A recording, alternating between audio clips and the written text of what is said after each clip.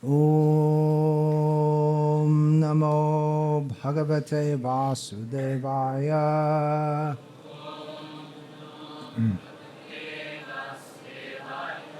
Om Namo Bhagavate Vasudevaya.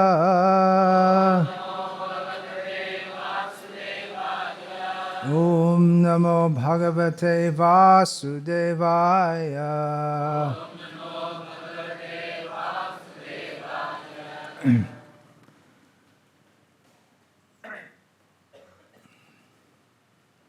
Om Jnana Timirandhasya Jnananjana Shalakaya Chakshurin Militam Yena Tasmai Shri Gurave Namaha.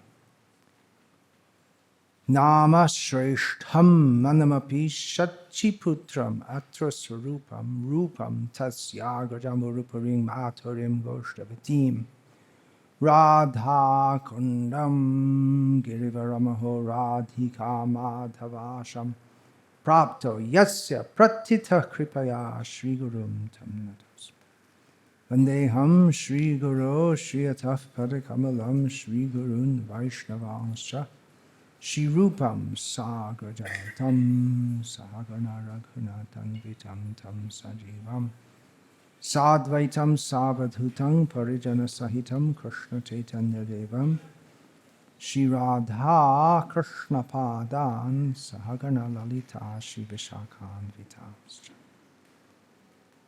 Hare Krishna, Krishna Krishna, Hare Hare, Hare Rama, Rama Rama, Hare Hare. Everyone please put off your cell phone. And if you'd like to take a photo of me, please don't do it during the lecture. Please do it after the lecture. Thank you very much.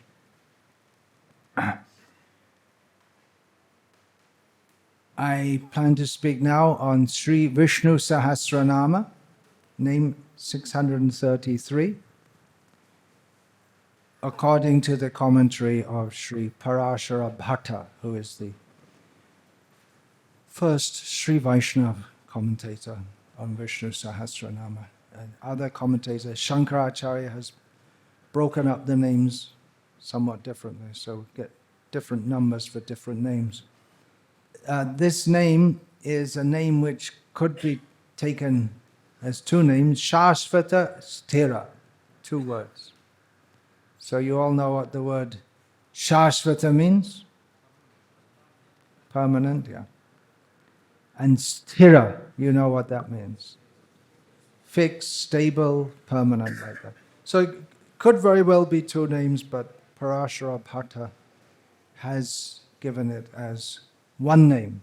So I'll also take it like that. This series of names, Parashara Bhatta, he's taking it to taking the names, understanding them to be describing the archa, the deity form of the Lord.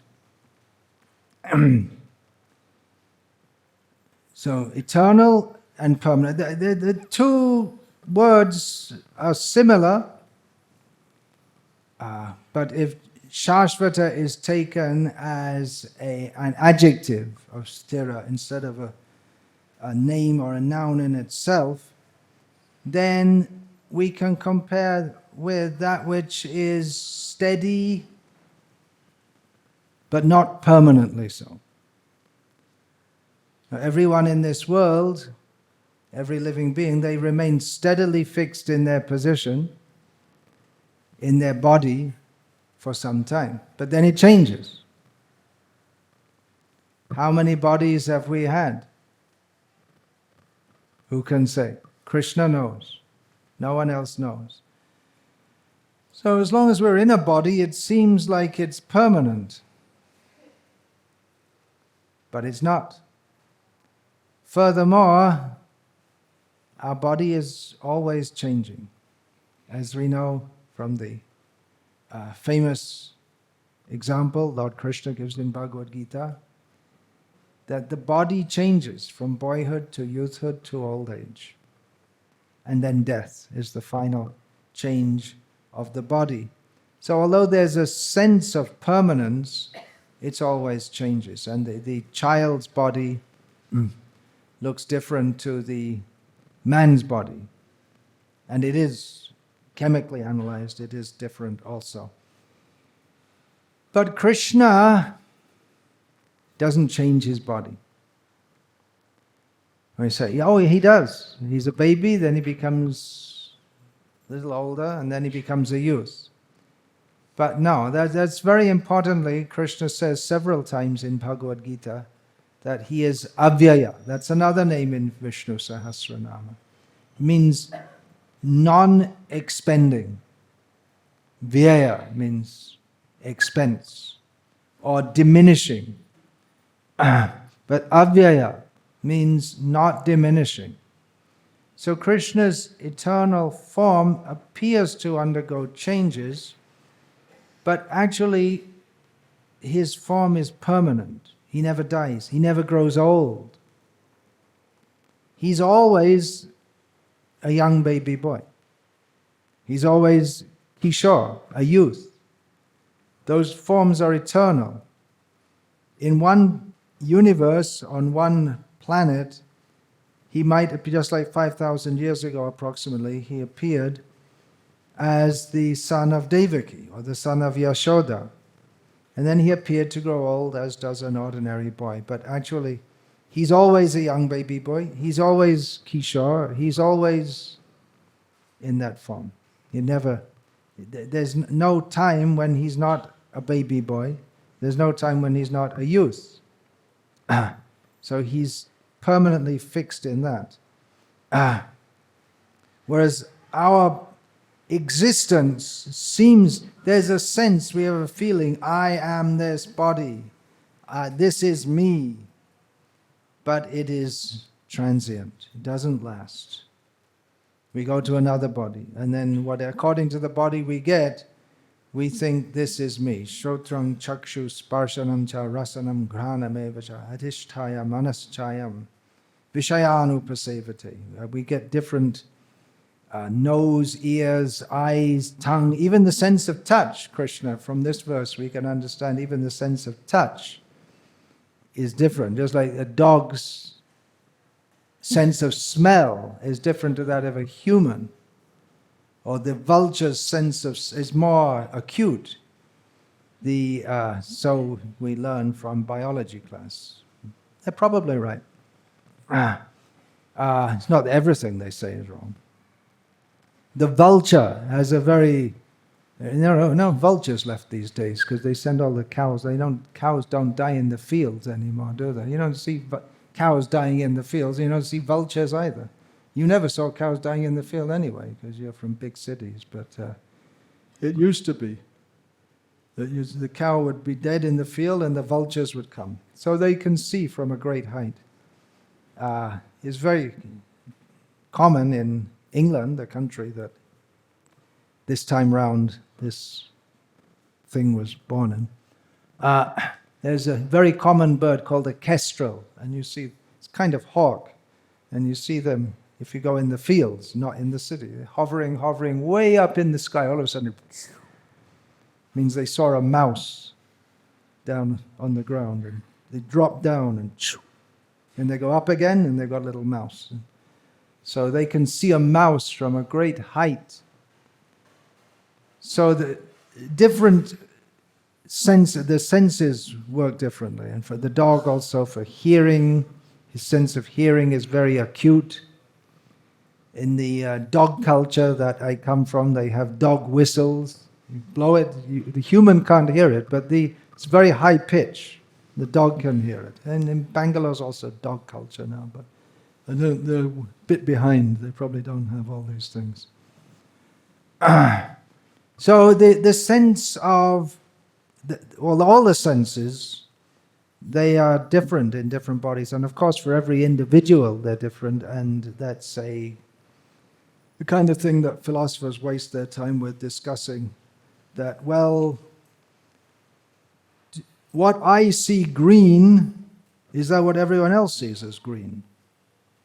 And what I see Does everyone else see the same thing? And they philosophers, they discuss things like that. Useless philosophers, we're discussing useless philosophy, meaningless philosophy.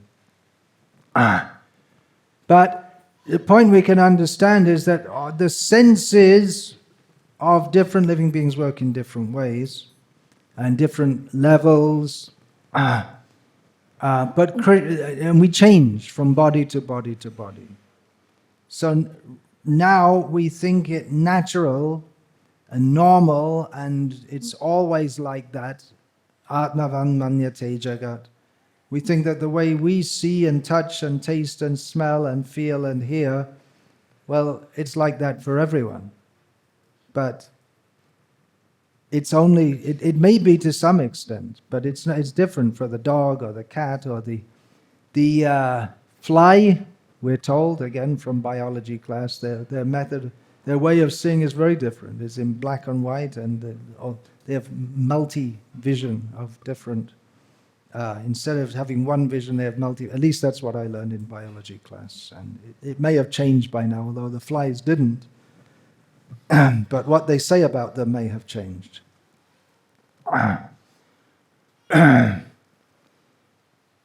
So how does Krishna see?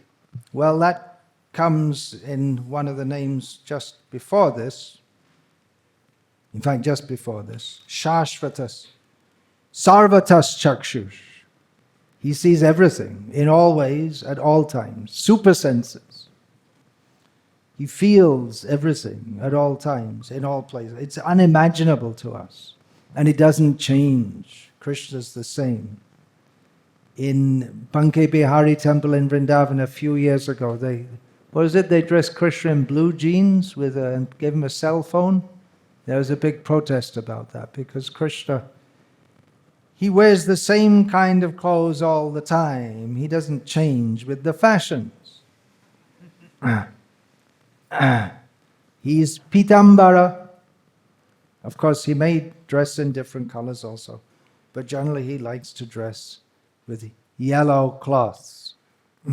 And notwithstanding what some very intelligent people like to postulate, he also wears a dhoti.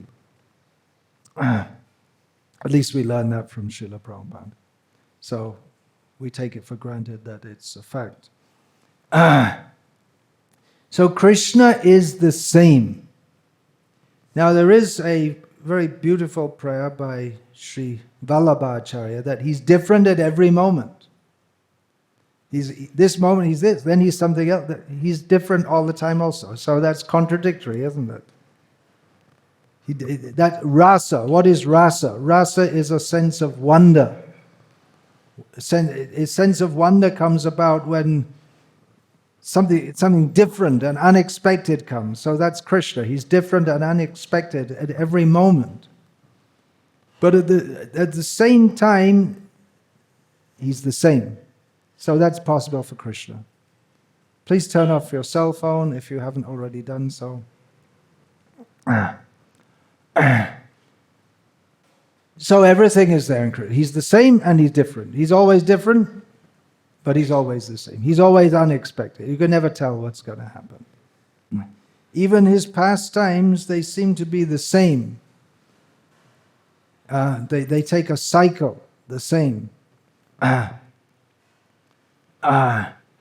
there's a feeling of ever freshness in his pastimes. The devotees, they always experience new wonder at every moment. And that's another feature of his sameness, that he never runs out of being fresh and wonderful and exciting and interesting and in all ways attractive. So to be absolutely the same all the time, that's not attractive. That's the impersonalist's idea, that Brahman means sameness.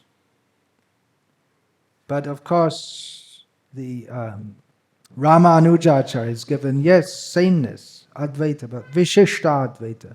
There is variety in oneness. So oneness in the sense that He's always the same. He's always the Supreme Personality of Godhead. It's not that he's the Supreme Personality of Godhead now, and then he died. God is dead. Some people have this idea. God is dead, but he never dies. Not even even though he has human-like pastimes, he doesn't die as we do. There's pastime or recounted in the Mahabharata and Srimad Bhagavatam of his apparent death, but that's not his actual pastime, that he died. He doesn't actually die. That's clearly described in Srimad Bhagavatam, that he enacted that pastime for the sake of bewildering the atheists, that they could say, I see he died. God is dead. Krishna is dead. But it was time for him to wind up his manifest pastimes on this planet. And therefore he enacted this pastime and he went back to Godhead. Krishna went back to Godhead. He is Godhead. He left this world. And Krishna Swadhamo Bhagate. He went back to his own abode. And Krishna is eternally the same means that he's eternally reliable. When he says, Mamekam sharanam raja ahang tva sarva papebhyo mokshayashyami ma shucha. Don't worry. We may think, well, he said that to Arjuna 5,000 years ago, but I'm not Arjuna and I'm here now in Bangalore in 2018. Where's Krishna? But that benediction is offered to everyone at all times. When Krishna says, Kaunteya pratijanihi name bhakta pranashyati. Arjuna, you declare it, that my devotee never perishes. Then that promise is eternal. It's not like the promise given in some novel or in some history book. Krishna promised Arjuna, and now Krishna is not here, Arjuna is not here, it's just some story out of the Mahabharata. But it's an eternal vow, which he is eternally committed to fulfill. We can have full faith in Krishna's words, because he is eternally the Supreme Personality of Godhead, means he is eternally capable of fulfilling his promise. Even if he has to break his own promise, he will protect his devotees. He's so much committed to that. He demonstrates, he comes to this world. We may say that, well, it's not necessary for him to come to this world. He can just have someone else speak Bhagavad Gita, just like Srila Prabhupada spoke Bhagavad Gita. He's said the same verse again and again, Savadhaman parityaja, mamekam sharanam vraja, and says this in relationship to Krishna. But Krishna comes personally and demonstrates that. We all know very famously how Bhishma vowed that I will either tomorrow, I'll kill Arjuna. The only way he's going to get out alive tomorrow is if Krishna breaks his promise. So Krishna had to break his promise, but he would not allow Arjuna to be unprotected. As long as Arjuna could fight with others, then Krishna was protecting him all the time, but at least superficially it seemed that Arjuna was by his own strength fighting. And then when the battle was over, Krishna told Arjuna, "No, get off the chariot," and boom, it all burned up immediately. And Arjuna said, what happened?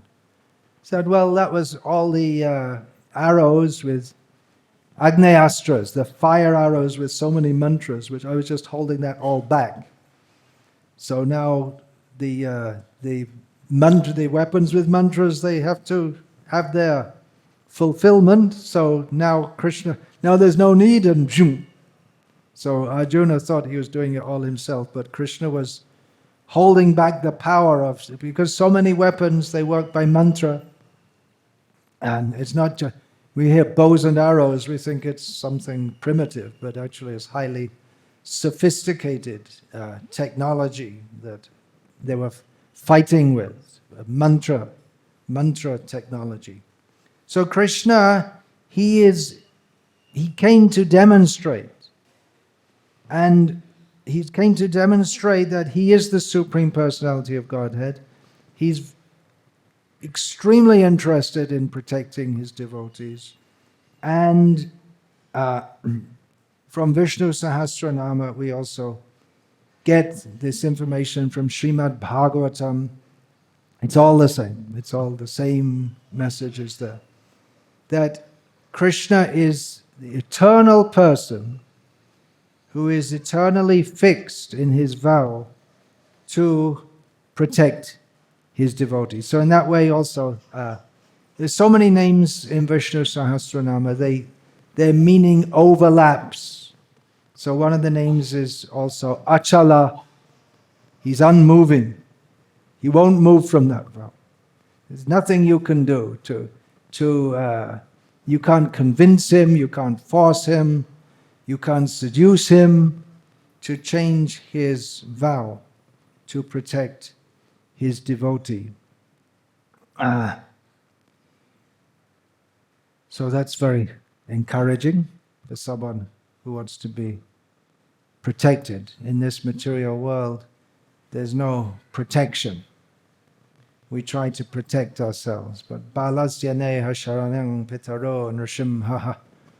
The Prahlad, he prayed to Nrsimhadev that the parents think that they're protecting their children, but actually they can't. Fate is so powerful. Nartasya chagaram udanvati majjato. No. There are so many examples Prahlad gave. You may be in a boat, you think this boat is very good, I'm safe in the boat, but by the whims of the ocean, the very powerful boat can be overturned, and the famous example of that is the Titanic, which was advertised as being unsinkable. Now we have conquered nature, unsinkable boat. And famously it sunk on its first voyage, and no one since then has claimed to make an unsinkable boat. Or for example, an example that Prahlad gives is that medicine for a patient may have very good medicine, very good doctor, but it's not, you can try and it may work, but ultimately for one who is not taking shelter of Nrsimhadev, then they must be vanquished. There's no shelter. So that's another name in Vishnu Sahasranam. Sharanyam, he's the one worthy to take shelter of. So Krishna, he is eternally. He comes to personally demonstrate that, and we can know that he's there with us. If we want to be with him, he'll be with us. And he'll protect us and uplift us. He won't go away. Sasvatas chakshuhu. He's always there. There's two names before. So he's always seeing us, always looking after us. Even if we somehow forget him, but if we're fixed in the vow that my life is meant for Krishna, Diksha Kale Bhakta Kare Atma Samarpan. If we've actually taken initiation, which means the vow to dedicate ourselves fully in Krishna's service, then due to some circumstances or some bad habit or whatever, we may forget Krishna. But if we surrender to Krishna, Krishna will protect us.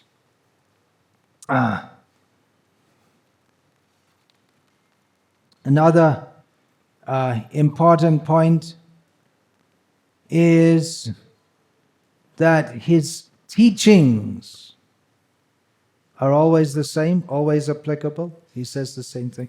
I plan to give an extended talk on this a little later this week, how Krishna's teachings are eternal and permanent. But he establishes that in Bhagavad Gita. Imang vivasvate yogam proktavan aham avyavyam vivasvan manave praha manurikshvakave bravit. That this knowledge that I spoke to the sun god, he spoke to Manu, Manu spoke to Ikshvaka, and evang parampara praptam emang rajashayo viduhu. Sakalene hamahata yogo nashta parantapa. Krishna said the same knowledge was passed down, and now, due to the mighty force of time, that knowledge which was passed down in the succession of saintly kings, that has become, he used the word nashta, which really means spoiled, but it's not exactly that the knowledge itself becomes spoiled, but the transmission of it has become broken, has become spoiled. So Krishna doesn't say, oh, well, that died out, so it must be useless, so let's try another kind of knowledge. Let's speak something new and different, relevant to the times. Nowadays, people are not much interested in Bhagavad Gita, so let's give a course on psychology or Ayurveda. People will be more interested in that. But Krishna said, no, I'm going to speak the same knowledge to you. Why? Because knowledge is knowledge. It doesn't change. It's something, just like 1 + 1 = 2. It's an eternal fixed fact. It doesn't change. What is the background of everything? What is the steady background of everything? That is Krishna. The knowledge doesn't change. The background of knowledge is Krishna, and the ultimate object of knowledge is Krishna. Vedaishta sarveraham eva vedyaha. Krishna is the object of knowledge in the Vedas. That's true, eternally. The Vedas are eternal. Veda means knowledge. The knowledge of that which is eternal. We may say, well, in the Vedas it doesn't say that. What was that? What was the name you were telling me with the beard? Anyway, it doesn't matter. There's some cricketer with a beard. I was just noting that it's become a fashion now here in India for young men to have beards. Virat Kohli. Kohli, not Kohli. Because Kohli is fisherman class, right? But Kohli. So he's got a beard. Where's that in the Vedas? All knowledge is in the Vedas. Is that in the Vedas? I hope not. That's not knowledge. That is some information about someone in the material world who is a important person in the minds of many people. Yad yad acharati shreshtas tadadeva taro janaha. If Virat Kohli has a beard, then so many other people will want to have beards. So the principle is there. Yad yad acharati shreshtas tadadeva taro janaha. But the evidence of Bhagavad Gita is a young man with a beard. Now he's leaving. Like, please come back. We love you, even though you've got a beard. He's trying to get someone out of here. Instead of trying to get someone out, you can come in. How about that? Better idea. No. You're searching for Krishna. You've been searching for millions of lifetimes. Come in. You're welcome. I didn't say that to insult you. Just give it later. So Krishna, the knowledge he gives is actual knowledge that we need to know. We don't need to know what is someone's batting average. That's not knowledge. We could say that is information. Useless information. Useless, unless you're doing some what do they call that? General knowledge quiz or something. What do they call it? Aptitude test or something like that. You're supposed to learn all these useless things to show that you're well tuned into this useless world, so that you can become useful in someone's plan to get more money and waste their life and waste your life. So you can learn all these things, but it's a waste of time. But the knowledge Krishna gives, that is actual knowledge, is not outdated. It'll never be outdated. Krishna speaks that the body is temporary, the soul is eternal, we're eternal parts and parcels of Krishna, and this material world is full of suffering. We have to go to the place which is not suffering. Yadgatvana nivartante tadhama parama mama. Yeah, anbhavan also. But it's my abode. Yasta sarveshu bhuteshu nashyatsu navinashyati. Everything in this world is destroyed. That is never destroyed. His abode is also sanatan dharma. So Krishna, he gives this knowledge which is always relevant. It never changes. We may think the world is so different now, but it's basically the same thing going on. Eating, sleeping, mating, defending, hoping, durashaya, hoping to be happy and never being happy. Why nate vidu swartagating hi Vishnu? Because we forgot Krishna. So Krishna's knowledge is eternally fixed and steady and never changes. He's not old-fashioned. Someone may think, oh, all this religion is old-fashioned. No, it's not old-fashioned. It's always relevant. And these fashions in the material world, they come and go. But Krishna and our relationship with Krishna is eternal. We may think that everything in this world is important, but we should know by hearing from Shastra, from our acharyas, what is our actual permanent situation. Yeah. Krishna is the supreme absolute truth. So truth is eternal. What is actually true doesn't change. It may be true, well, it is true now that Karnataka is a state in India. But it won't always be true. It wasn't true, how many years ago? 60 years ago? There was no such state as Karnataka. There were no 60, 70 years ago. There was no independent India. After some time also, it will change. I'm not making that as a political statement, but it's the nature of this world. That previously there were so many little kingdoms in India, then you're all united under the British, then again it got separated, and again it will change. And then even if India remains as one political unit up until the end of Kali Yuga, then at that time at least it'll all be dissolved and it'll start again. So it's true that Karnataka is a state in India, but it's not an eternal truth. It's some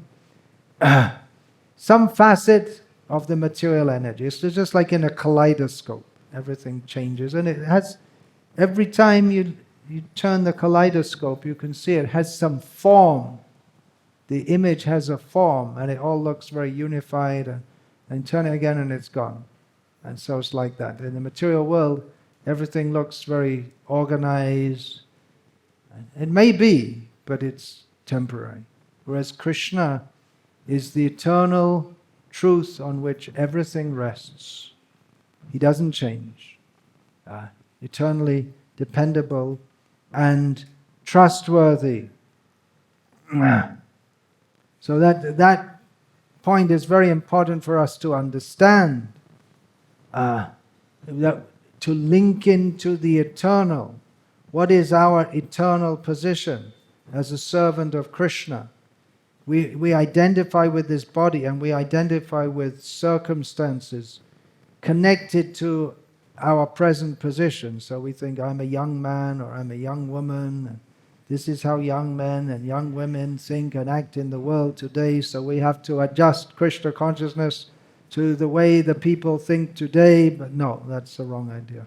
We have to adjust ourselves to Krishna, because we're in some temporary situation which has got nothing to do with our actual position in the service of Krishna.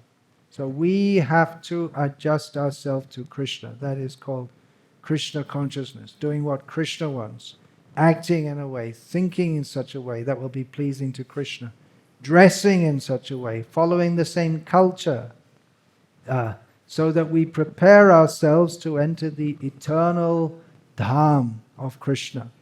If we're attached to anything which Krishna doesn't like, then we have to come back to this material world. So we have to find out what Krishna likes and adjust ourselves to that. That is the process of purification. Chanting Hare Krishna to be purified. And purification, what does that mean? That means becoming free of Kam, Krodh, Lobh, Moha, Mada, Matsarya, all these dirty things in the heart. It means becoming free of material attachments. But it doesn't mean just throwing them out, but then that has to be replaced or purified. All the, what is that? Karma. What is that? Karma Krishna Karmarpane.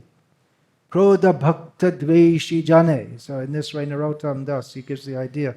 All these desires, our desires, we should not just get rid of them, but direct them to Krishna's service. Anger should be directed to those who are envious of devotees. So it's not that we get rid of desire, but we have to purify our desire. That means start to desire as Krishna desires. And then actually we become happy. As long as we're maintaining desires separately from those of Krishna, then we're in a position which is unsteady and non-eternal. We have to know what Krishna wants and dovetail ourselves with that. There's so many points to understand from each of these names. Our mind, the mind is always changing. Our material mind, it's always changing. Our likes and dislikes. We may become attached, just like a young man becomes attached to a young woman.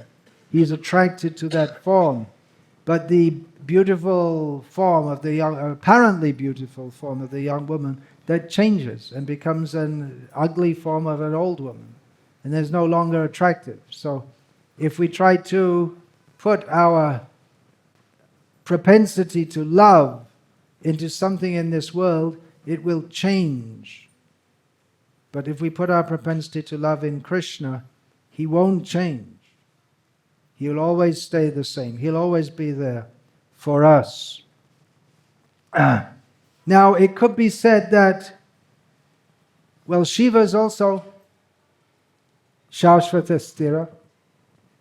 He's also eternal and fixed in his position. That's true. We're also Sasvatas Sthirah, for that matter, in our pure existence. In our pure existence, we're fixed eternally in service to Krishna. But Shiva, being Sasvatas Sthirah, he's eternally fixed in what? In his position of service to Krishna.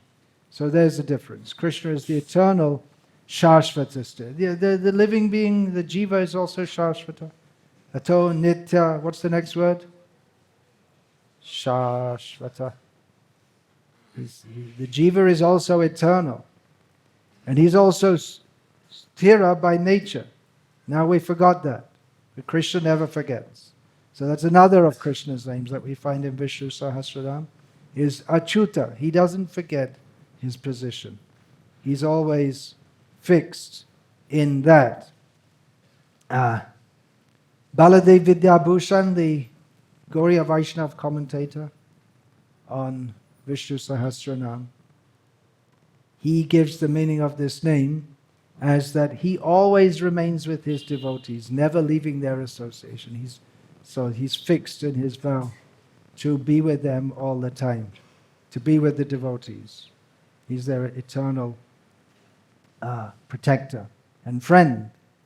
So prior to this name, Sasvatas Sthirah, came the name Sarvatas Chakshu, that he is seeable by everyone, or he sees everyone, he sees everything. And before that came the name Anisha, which means no one is, well, there are two main meanings of that name. One meaning is that he is not controlled by anyone, and another is that he's not always in the position of controller. He becomes controlled by his devotees. So if we take this name along with Sasvata, Sthirah, these three names, then we can understand he sees everything, he controls everything, and he's eternally fixed. So all these names taken together, we can understand that he's also the dispenser of universal justice. He sees everything. We can't get away from him seeing. We may think, I'll secretly commit some sin, but he sees it. And we can't escape from his law. He's always the controller. And he's eternally fixed in giving out, in dispensing these reactions. But there is a way to get around all of this, not by cheating Krishna, but by surrendering to him. Krishna sees everything we do. He knows everything about us, good and bad, and in material existence it's mostly bad. We're in this material world not because of anything good we did. We may speak about good people and bad people, but actually in this material world, we're all in the situation. Krishna bhuli, seji, vanadi, bahirmukh. Forgetting Krishna, we're all bahirmukh, means turned away from Krishna, or deliberately not liking Krishna since time immemorial. So Krishna knows that. But he also gives his assurance that if we surrender to him, ahang tva sarva papebhyo mokshayishami, he will deliver us from all our sinful reactions. So that is Krishna, the Supreme Personality of Godhead. Hare Krishna. That's all I'll say about that for now. Sasvatas Sthirah. Does anyone have any question about this or comment?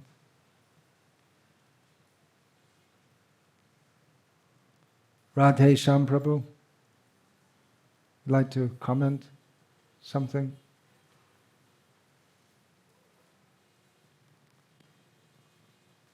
Hare Krishna.